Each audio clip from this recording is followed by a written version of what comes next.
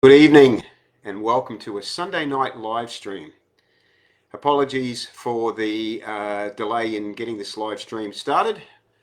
We had some technological problems. What a surprise.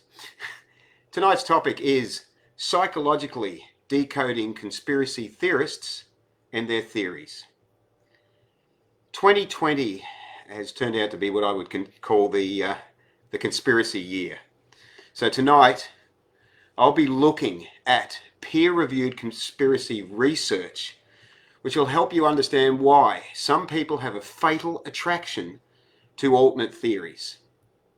Because I'm not an expert, I'll be referring to the peer-reviewed science in the publication called The Systematic Review and Meta-Analysis of Psychological Research on Conspiracy Beliefs and Associations with Personality Traits. Yes, I know that's a mouthful. This meta-analysis of 92 peer-reviewed studies is psychological gold. It will help you understand the fears, motivations, and true hidden agenda of conspiracy theorists. Their paranoia, narcissism, neuroticism, and non-analytical thinking. This information is for those of us curious why somebody falls for conspiracy theories. It also helps unlock the mind of a theorist. You'll begin to understand why they gravitate towards a character such as Trump. This meta-analysis is indisputable science. It looks at behavioural psychology and is not only extremely revealing but also impossible to argue against. Released last year, it's the first and only meta-analysis of conspiracy beliefs and their association with personality traits. It's quite an involved long read, so I've taken parts of it to share with you tonight, but I've got to say it is quite scary in what the peer-reviewed science has actually shown as the personality traits of conspiracy theorists. So I'll be giving you an overview, and I will also, if time permits, I will go into some more detail. I just want to see if I can see where the comments come up. Oh yeah, there they are. I'm using a new version of this program. Okay, so back on track. Why is it important for vegans to look at this research from this meta-analysis? Well, firstly, this year we've seen conspiracy theories taking us away from the true cause of COVID-19, from the fact that it's a zoonotic disease, a disease that's transferred from animals to humans. It's yet another zoonotic disease that's come about because we live in a non-vegan society. Any conspiracy theory that takes us away from this fact is doing a massive disservice to animals. As vegans, when we promote non-zoonotic theories, we are failing animals instead of helping them. And secondly, the reason why I'm looking at this tonight is because I've had many people ask me why other people are falling for these conspiracy theories. Why are vegans supporting people who contribute to animal suffering? Why are they supporting leaders that are dismantling protective laws that result in less animal rights, less protection, more animal deaths, more suffering, and also more pollution and environmental destruction? Why are theorists using misdirection to avoid answering the simple question, which is why are you supporting those causing more animal suffering? A similar misdirection is used by non-vegans to avoid facing the cruelty that they support. So keep that in mind. So let's go back to about a year, towards the end of 2019. And when we had the Australian bushfires, I first started to notice this increase in conspiracy theories surrounding the Australian bushfires. And I did a live stream in early January about that, and I did some posts about it as well. There were a couple of points there that came up that theories that were coming out, conspiracists were saying that the fires were deliberately lit in a path to clear land for a light rail corridor. Now, it didn't take much research to debunk that, but I saw where it came from. It came from a proposal that had gone to government 2 years earlier for a light rail corridor, and a conspiracy theory had come out of it. Secondly, there were claims that around 200 people were arrested for arson. The true number was actually 24, but don't let the truth get in the way of a good conspiracy theory. Less than 1% of the fires were actually deliberately lit. But this disinformation or misinformation, whatever you want to call it, it sadly took us away from the true cause of the Australian bushfires, which was climate change had created, the conditions for these fires to occur. And so not only did we have immense human tragedy and property damage, but we had countless animals burnt to death and widespread environmental destruction. And unfortunately, people were not addressing the true reason why it had come about, and that is, of course, because of the climate change or climate crisis. So moving along from there, a couple of months later, as the coronavirus or COVID-19 started to take hold around the world, conspiracy theories started popping up all over the place. And I started looking at them, and at that stage early on, it was fairly easy and fairly obvious to sort of disprove them. One of the initial ones coming up that people were claiming that the virus was spread or intensified or caused by 5G. And they were claiming certain countries such as Russia, which had no 5G installation, had no cases of coronavirus or COVID-19. And that was very rapidly proven to be wrong, as Russia ended up becoming, I think, the second worst hit country earlier this year. And then there were other conspiracies that came up, such as that the virus was created in a lab, which was repeatedly proven to be wrong. It was actually proven to be passed from an animal to a human. I think patient zero, as they call it, refer to it. Some Australian conspiracists came up with the amazing idea that it was you can only get the virus through injection. Well, I think that's hindsight's a wonderful thing in proving these things wrong.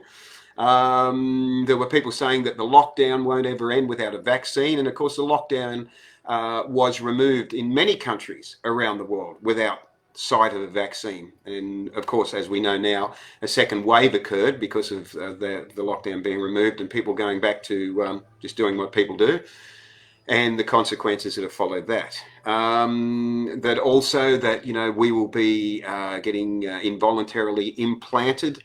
Again, something that's not going to be happening anytime soon, if at all. So, the theories went from this and many more, and let's not waste, the whole live stream talking about them. But what I started doing, and I mentioned this in a live stream in January in relation to the Australian bushfires, that I started doing I started profiling conspiracy theorists, and basically their need to believe in something or anything. And I came up with 6 points, 6 very brief points in that initial assessment, which I shared some of before formulating these points. I shared some of earlier this year. Number 1, that our minds need to be active. Number 2, that our mind wants to be in control and it hates the idea of surrender. Number 3, our mind believes it knows everything. Number 4, our mind gets angry when challenged. Number 5, our mind needs to believe in something but resists believing in anything if it fears it will control it. And number 6, conspiracy theories perfectly fit these conditions. So I came to realize that there was no hidden agenda, that it's not hidden at all. It's obvious.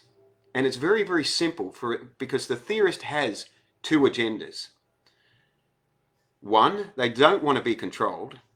And two, they need something to keep their mind active because the mind loves this. It can't stand not being active. It needs something to sink its teeth into. So the theorists' already existing anger and life dissatisfaction, which is, you'll see when we get into the meta-analysis, that is a part of the psychology of a theorist. Their existing anger and life dissatisfaction finds roots in things that justify their anger and occupy their mind, helping keep basically their loneliness at bay. It gives them a sense of purpose and direction, something to believe in. They need something and someone to be angry at, to justify their anger and their hurt. And as they propagate these theories, the true villains behind the scenes that are doing things continue the destruction and greed. Because often we're not really focusing on the real reasons. We're coming up with these theories that are taking us away from the real reasons. So there's two common denominators here. And I hope I'm not losing you with all of this. There's a need to blame others instead of taking personal responsibility. And that's very, very common. And this comes up in the meta-analysis. And there's a reluctance or a refusal to change. I didn't see as much of that in the meta-analysis, but that's an observation from the profiling that I've done personally. So, you know, I started doing this profiling 9 months ago, earlier this year, in earnest. And that's when I did the first bicycle live stream about it.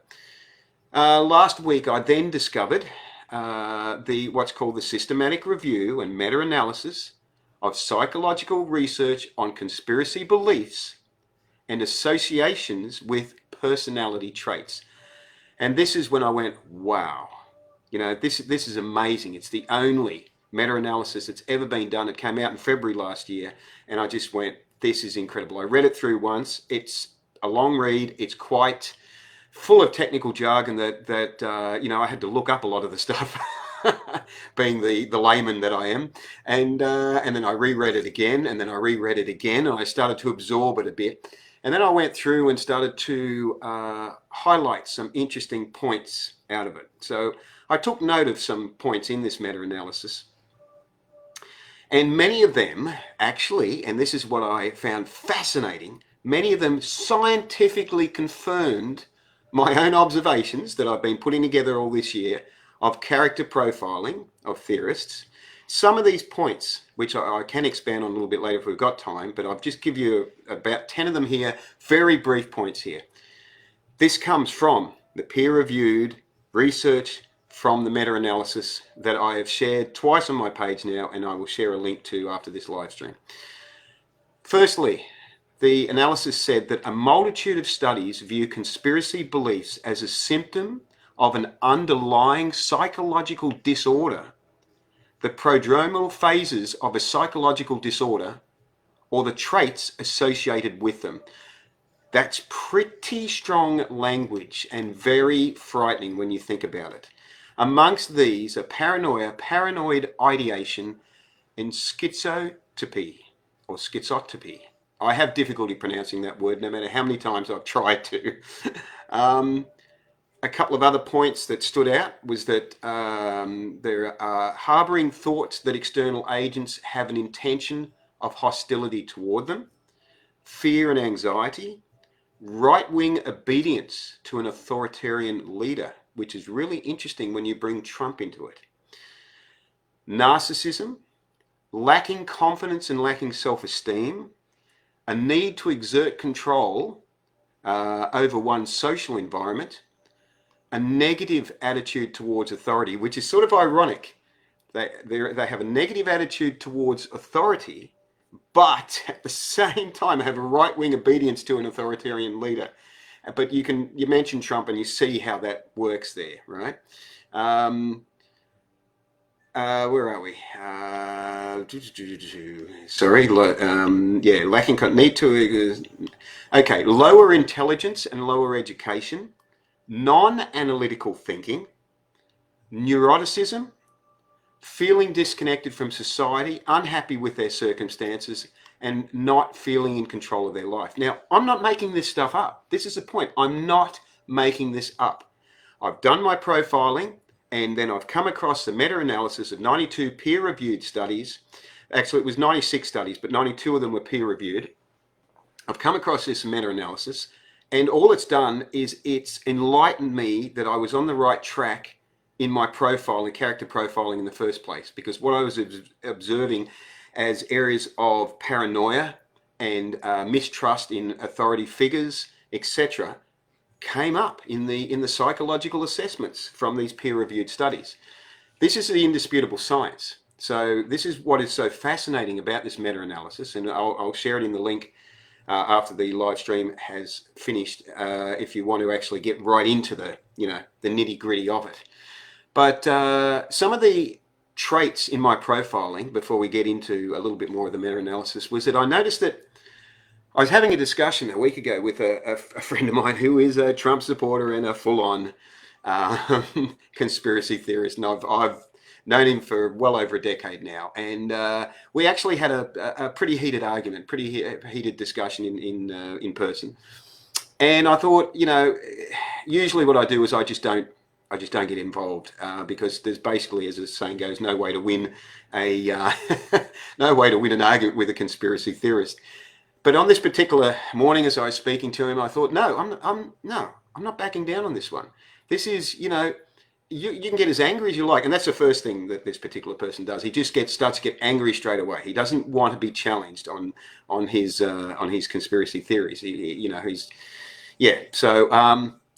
So he started off in this argument going on about they want to create fear, and I went, whoa, hang on. Apart from, you've said there's two things that flashed off for me there straight away. They want to create fear. It's always they. It's like, okay, who is they? So you could spend a lifetime arguing that backwards and forwards. But when he said they want to create fear, I went, right, stop there. I said, that's impossible. That is impossible. They cannot create fear. It is impossible. Only you can do that to yourself. Fear is your reaction to something that's happening around you. It is impossible for somebody to create fear in you. It is your emotional response. Your emotional response. Straight away, I just took that one down. I said, no, I'm not having that. That does not happen. No one can make you feel anything other than what you... Here comes an Uma cat. Don't stand on anything.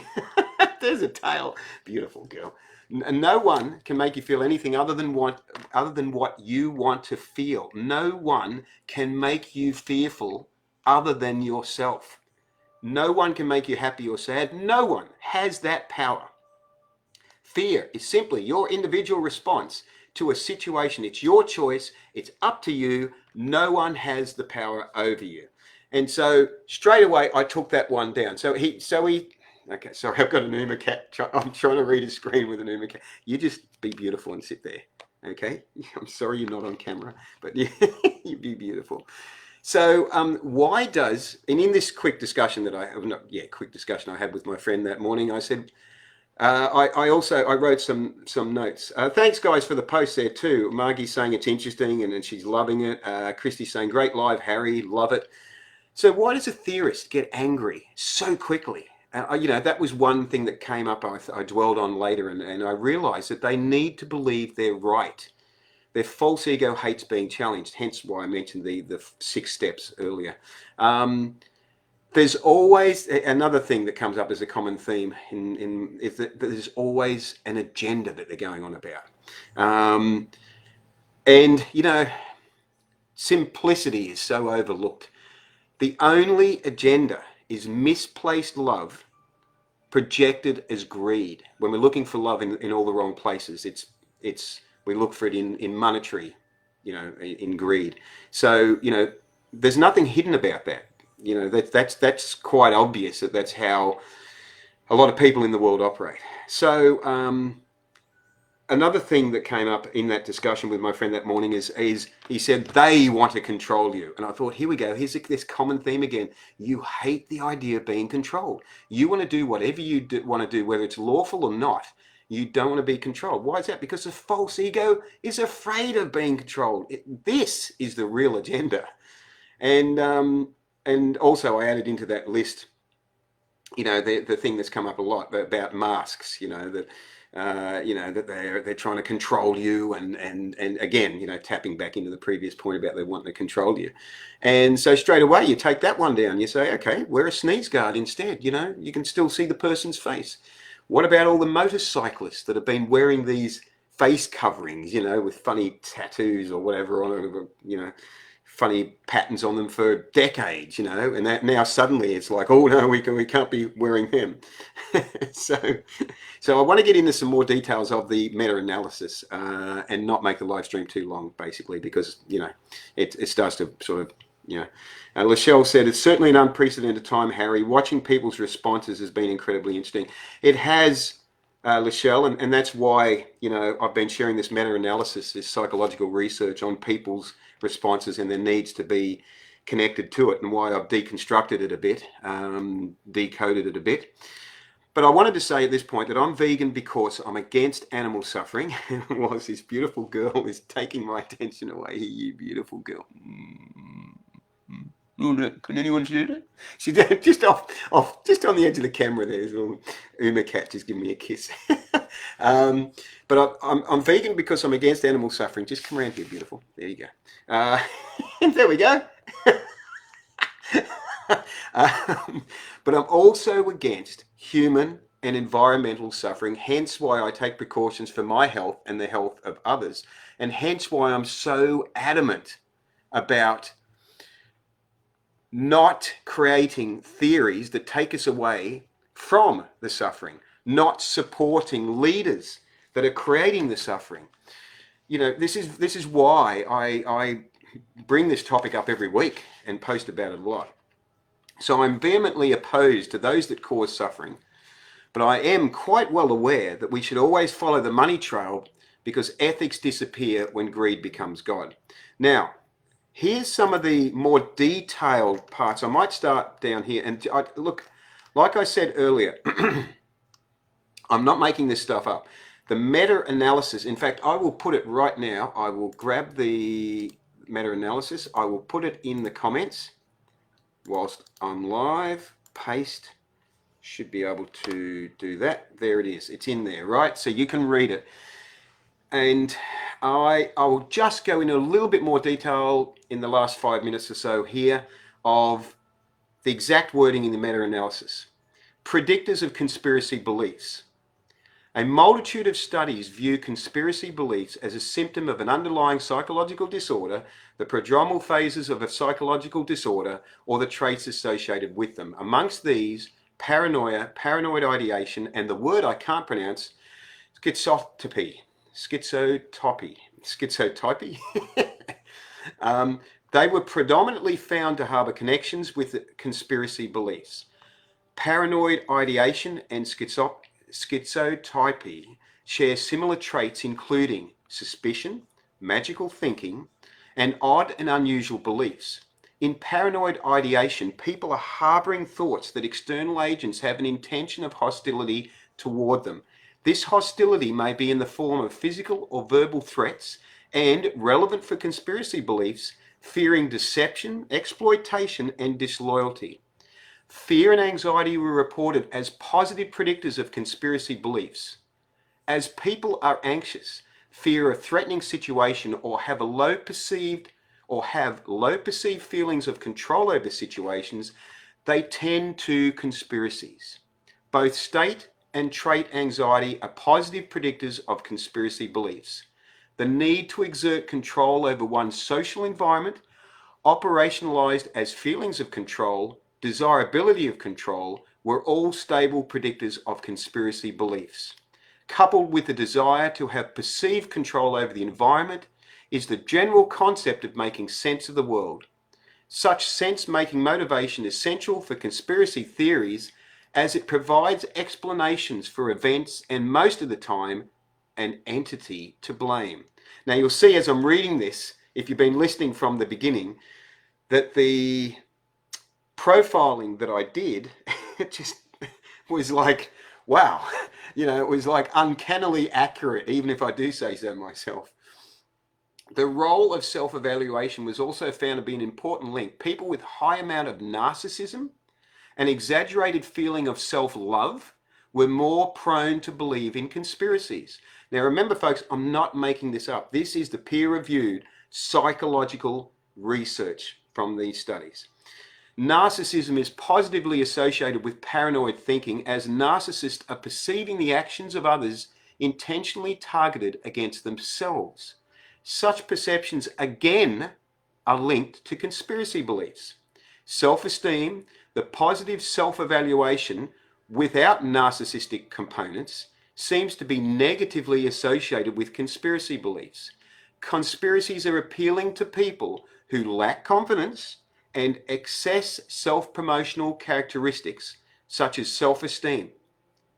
It just blows my mind at the accuracy of this meta-analysis in the personality traits of the conspiracists that I personally know and that I've observed, and the comments and replies that come through on my page and on other people's pages. Continuing on, right-wing authoritarianism was a positive predictor, a political attitude characterized by obedience to an authoritarian leader, a deeply rooted mentality when it comes to traditional societal values, and at the same time, a distrust against governmental structures. Fascinating, isn't it? A couple more paragraphs here, bear with me. Several studies have stressed the negative relationship between scientific knowledge, rational thinking, and conspiracy beliefs.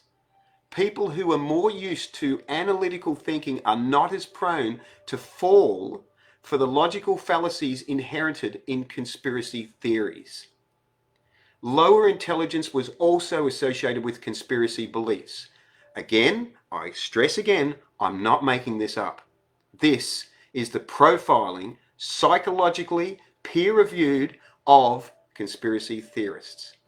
In general, people with high education are less likely than people with low education to believe in conspiracy theories. And the last part of this paragraph here, conspiracies appear to appeal to those who feel disconnected from society, unhappy or dissatisfied with their circumstances, possess a subjective worldview that includes unusual beliefs, experiences, and thoughts, and do not feel in control of their life. The endorsement of them challenges existing power structures in society. Furthermore, those with higher levels of clinically relevant traits, such as paranoid thought and schizotypy, endorse them. That's pretty, wow, it's pretty amazing, isn't it? Let's just go up, I'll start winding up soon. I'll just finish off with a couple of little parts I've highlighted out of the meta-analysis. That conspiracy beliefs are usually described as beliefs in the existence of a vast, insidious, preternaturally effective international conspirational network. Wow, that would be a good name for a rock album.